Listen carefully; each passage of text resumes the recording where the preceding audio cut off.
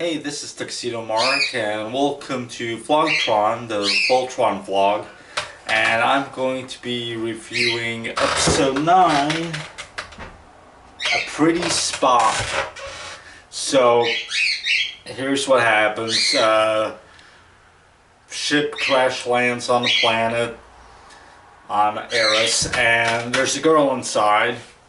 She bears the slave mark of King,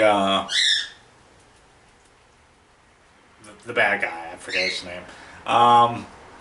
Anyway, most of them believe that she genuinely escaped from Planet Doom because she bears the tattoo and her ship was shot down.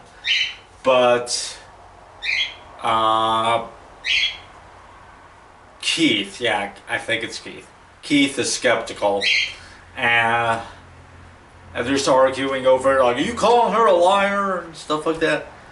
Now, at no point in the episode does Keith, even though he says, escape's too wishy, there was a convenient ship for her to steal and stuff like that. At no point does he mention, the tattoo could have been a ruse, like part of her cover. The Sarkon's forces could have shot her down, knowing that she would survive. I would give credibility to her story. The episode doesn't go that deep into it. So, but anyway, she is indeed a spy. Why? Because the episode is called A Pretty Spy. And it's like, why give spoilers in the episode title? I mean, anyway, also, we do indeed see her spying. She gets up at night while everyone's asleep, and of course Sarkon and Hagar see what she's seeing.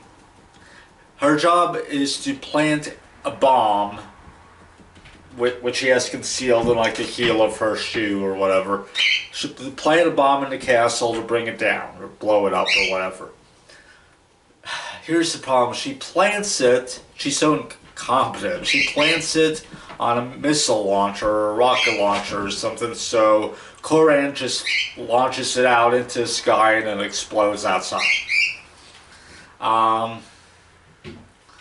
Later on, when I think it's Hunk confronts her, she says that basically, alright, she had given her backstory that her plan was enslaved.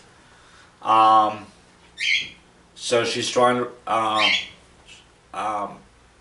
so she's doing this to free her people because Sarkon said that if she blows up Alora's castle, then he'll free her people. And Hunk's like, you can't trust Sarkon. She's like, huh.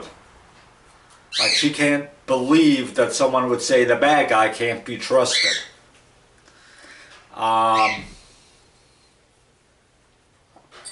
Anyway. Also, apparently,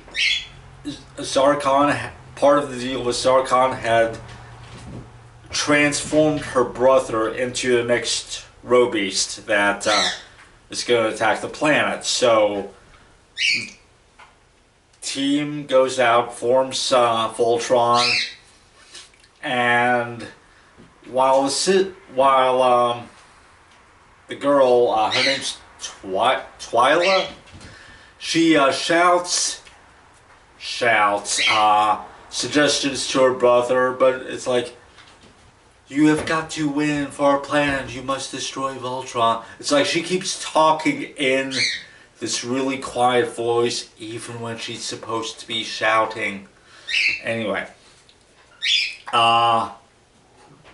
they blow up the Robeast, her brother. They kill him. This is one of the few times that death is not edited out in the series. Then we get some voiceover from Keith explaining she's going back to her home world or something, and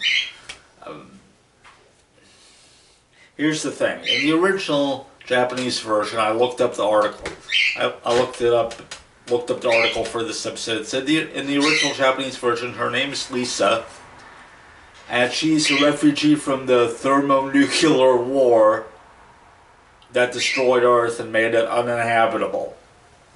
Also, she can't bear the loss of her brother, so she just walks off a cliff and kills herself at the end of the episode. And they erect a very Christian-like grave for her at the spot of her suicide. Now all of that's edited out and replaced with stock footage of Voltron fighting and Keith explaining that she's going off to be free and stuff like that, and maybe, let's hope not plot or revenge or anything, but anyway. Final scene, Allura, the whole team, along with Koran and the governess. Why is the governess standing there? They're on the balcony of the castle, and Allura's waving to her cheering people, just doing a royal wave. She takes a break from it to thank Lance for saving her life during the battle. Yeah, the road beast had swung her on a chain, like, just, it was dumb. But anyway, she kisses Lance on the cheek, and then Lance points out it was actually Keith that saved her, so she can't tell who saved her. I don't know. But anyway, there's also some talk about how Voltron will free all of the people from one far-flung galaxy to another. And does this show even understand how far apart the galaxies are from each other? There is no possible way, not even with warp drive, to be able to cross that vast a distance in one lifetime. And just no. And that reminds me, I think in an early episode they referred to this as the Diamond Galaxy, so it's not even in the Milky Way. What? I don't know. But anyway. So, when Honk takes off after Twyla, he's going out on horseback, and that seems to be the way that everyone travels on this planet. It's like, do they not have any kind of motorized vehicles at all? Just, it's a fair question. There were none stored in the castle. I know it's a new castle, but there's none there. Anyway, other things. The governess, it does help to heal Twyla. We see like two other female like nurses or doctors or whatever there. They don't speak. And the governess is still bossy. She tells them to get out and let the girl recover.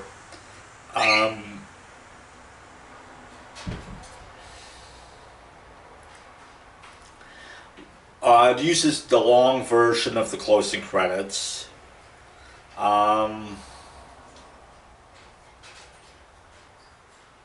Also, this is the first episode of the series that seems genuinely episodic, like it could occur anywhere, at any time.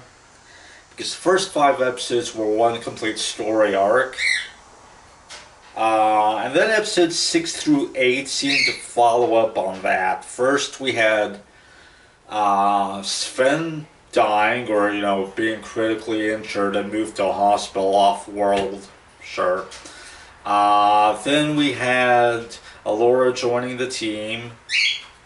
Then we had her training session, and also the final attempt by anyone to find a replacement for her, which doesn't work out, and apparently from what I've read she's not going to make any other attempts to seek out a replacement. She's just on the team now.